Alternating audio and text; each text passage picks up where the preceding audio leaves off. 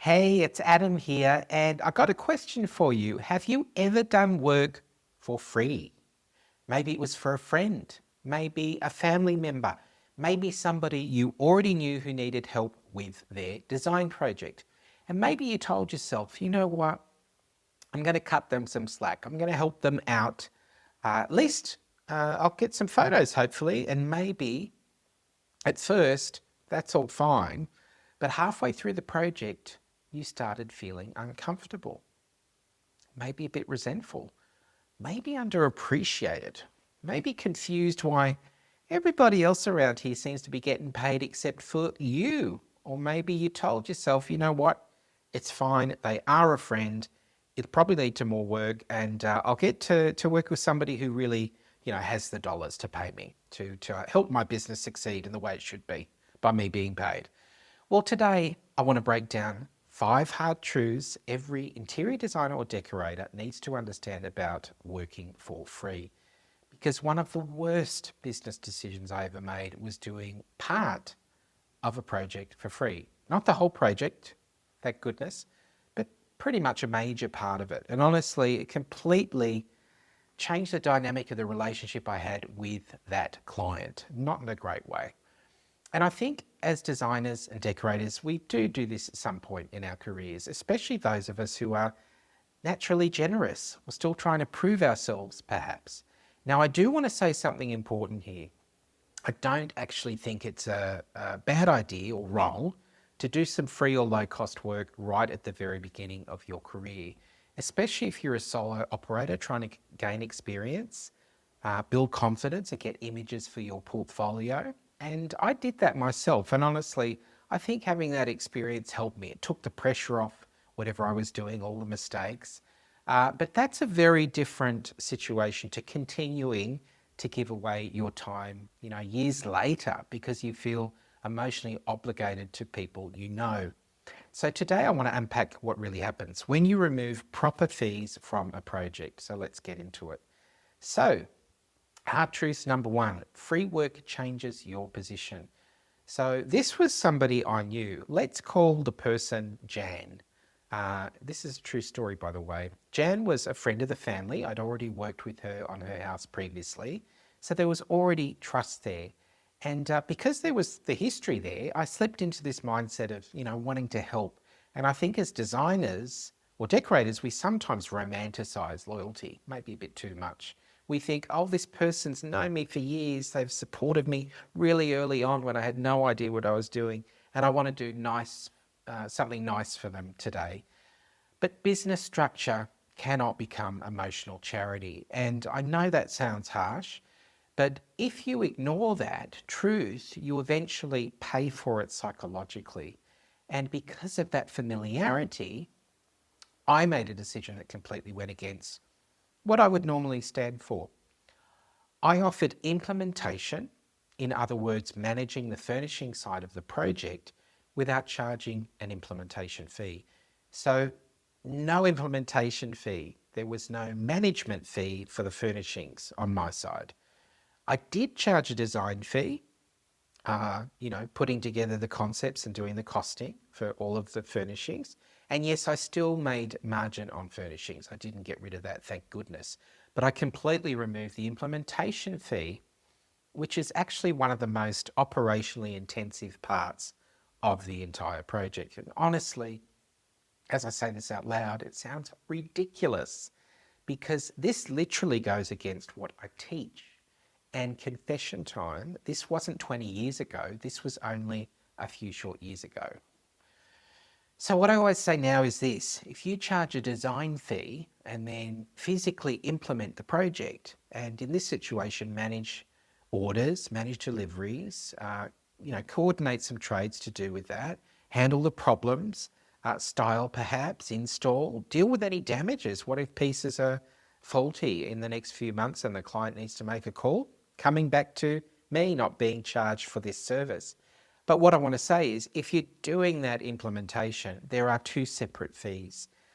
Design the dream, that's fee 1, and then manage the outcome, that's fee 2. But I ignored my own standards. And this is what happens when emotion enters business. You stop making business decisions and start making emotional ones. And designers and decorators, we do this at some point in our careers, from my experience. We feel guilty charging friends. We feel a bit guilty maybe charging referrals from friends. We feel guilty charging people we really like. But here's the thing, the moment you remove proper structure, the positioning changes. And before I continue, if you enjoy honest conversations around the realities of running a design business, hit like and subscribe. Leave me a comment in the chat. What are your experiences with working for free? Have you done that, and what was the outcome? And if you'd like to chat about your own business and whether my coaching program, the Turnkey Design Success System, might be the right fit for where you're currently at, you can email me directly at askadam@turnkeydesign.success.com. Alrighty, hard truth number 2. People will pay others while you work for nothing. Now here's where this story got really interesting. So Jan brought in a separate project manager for parts of renovation. There was flooring, there was kitchen, there was some electrical. And I remember watching invoices being approved, trades being coordinated, meetings happening. You know, money seemed to be flowing everywhere for Jan. And meanwhile, I was managing the furnishing side of things, you know, answering messages, going to storage, driving around, thinking about the emotional atmosphere of this home at the end. And slowly I started realizing something very uncomfortable. You know, everybody else involved in this project was operating like a true professional except for me, because I had removed my own professional structure from the equation here. And meanwhile, I was handling all of those furnishings. You know, in the end, this furniture was, as I was saying, being ordered, sent to storage, being quality checked, getting ready for an installation when all the construction and renovation's over. But I was doing it all for free. And then one day, this was the kicker, Jan said something that honestly stopped me in my tracks. She said, Adam, you know, I've got to say, it made so much sense to hire a project manager for the kitchen and the flooring side of the project, didn't it? No mention of, and thank you, Adam, for managing the furnishing side of things for nothing. And I remember kind of smiling externally, yeah, but internally I felt something sink in my stomach, because in that moment I realized the furnishing side of the project had unintentionally become devalued. But this wasn't because Jan was malicious at all, was it? It was because I had framed and set this up this way. And honestly, that was a very confronting moment, because as designers, we sometimes accidentally teach people how to treat us. And I remember thinking, hang on, you're completely comfortable paying somebody else to manage parts of this project, but I'm over here running the furnishing side for nothing, and you seem to be okay with that. And that was the moment it really landed for me.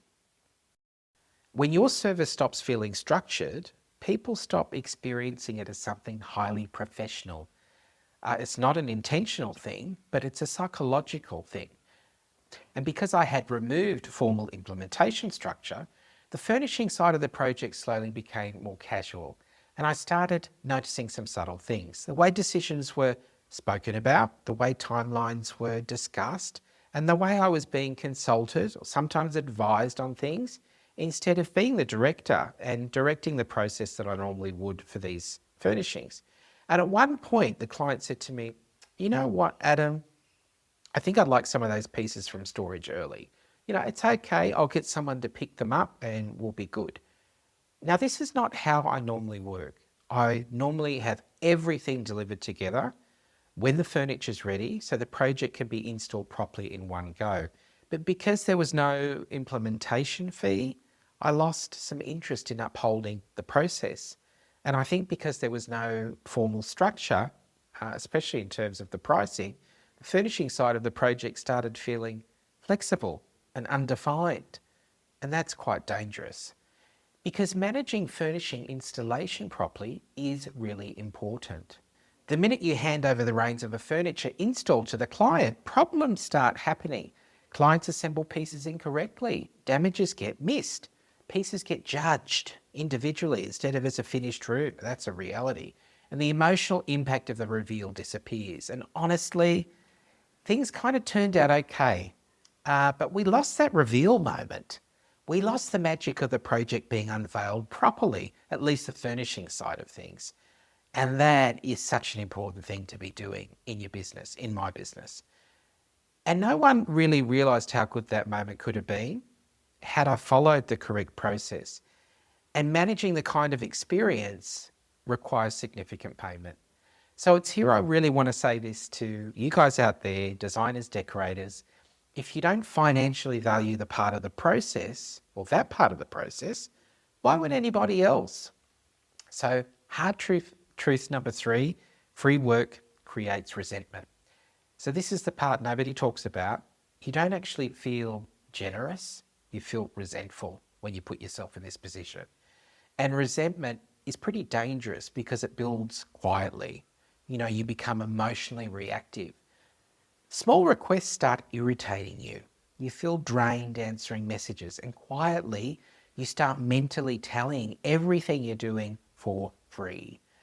And the client usually has absolutely no idea about this because from their perspective, they're simply operating inside the structure you created. And resentment changes your energy. The creative process starts feeling heavy. And I think many designers experience this, but they're scared to admit it because they want to appear grateful. They want to appear generous. They want to be easygoing. But honestly, I think a lot of designers are secretly exhausted because they're overgiving. And that is what happened in my situation. You know, you can be answering messages late at night, driving to the site unpaid, fixing problems emotionally, and again, trying to be liked. Meanwhile, the electrician's charging, that project manager's certainly charging, and somehow the designer is expected to absorb everything emotionally. And eventually that creates burnout.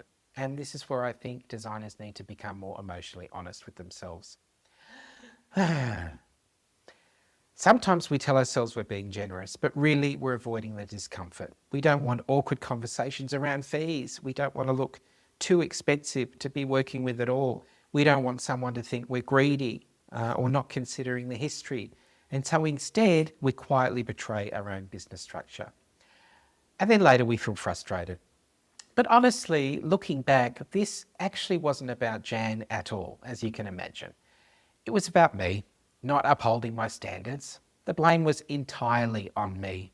And when you drop your standards, everything shifts.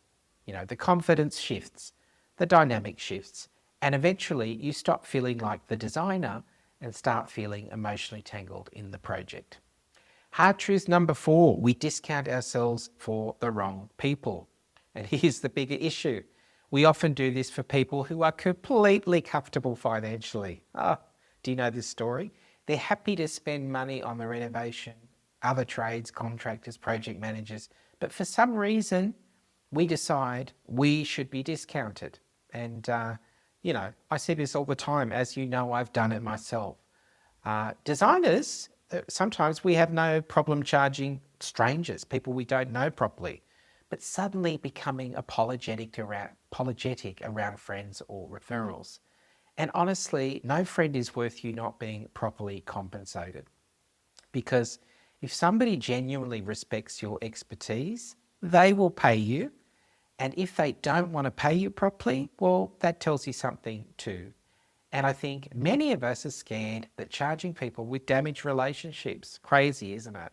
But in my experience, it's the ambiguity that damages relationships far more than being professional. So structure is healthy, clarity is healthy, defined fees are healthy, and ironically, when clients see structure, even the ones we label as friends and family, they often trust us more. So hard truth number 5, last one. Clear fees create cleaner relationships. Did you see this one coming?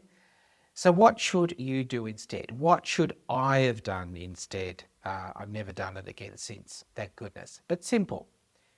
If somebody you know wants help, you say, I'd love to help.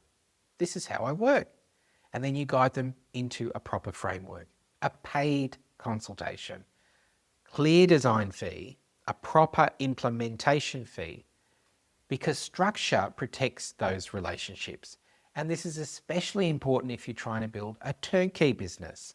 You need boundaries. You need the clear stages, clear expectations around those stages, clear fees for every part of the process. Because turnkey is not about dropping off pretty furniture to the client when they're ready. It's more operational, it is structured, and it is controlled. And that's how we get that fantastic outcome. And honestly, one of the reasons turnkey projects become profitable is because the structure removes emotional chaos. The client understands the process and the fee structure seems reasonable. And ironically, that clarity often creates better client relationships, not worse ones. So looking back, this project taught me something really important. Free work doesn't create professionalism. It actually sends it the other way. Structure creates professionalism. And the scary thing is, clients often have absolutely no idea what's happening. They just think, well, this is the way he or she works. And that's why structure and pricing properly matter, not just for profitability, but for your confidence, your energy, and the long-term health of your business. Here. So if this video helped you, please hit like and subscribe below. I'd love to hear your experiences with working for free, maybe doing favors for friends or family. How did that turn out for you?